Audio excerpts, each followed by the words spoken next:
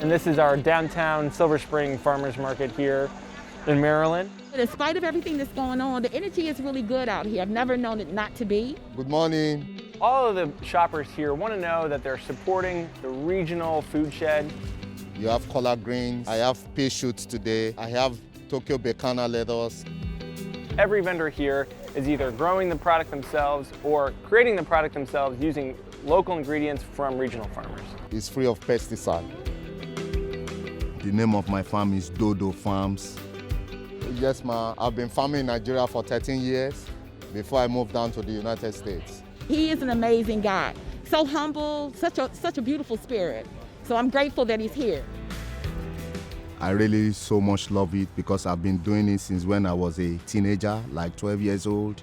And I really derive much joy, especially when I'm around grains. I so much love it.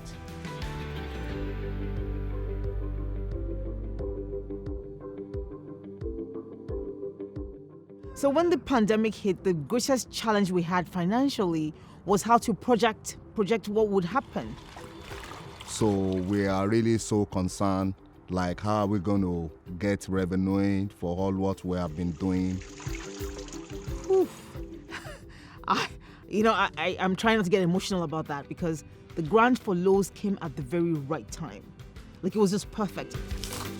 Not a lot of people have the husband understanding the technicalities of farming and the wife understanding the business part of it. And so a lot of people cannot access some of these things. So to have an organization like Lowe's recognize people like us as small farmers, black farmers, partly women-owned, I honestly felt seen. I feel like even I'm breathing easier with that grant that we got. It's been a miracle, truly.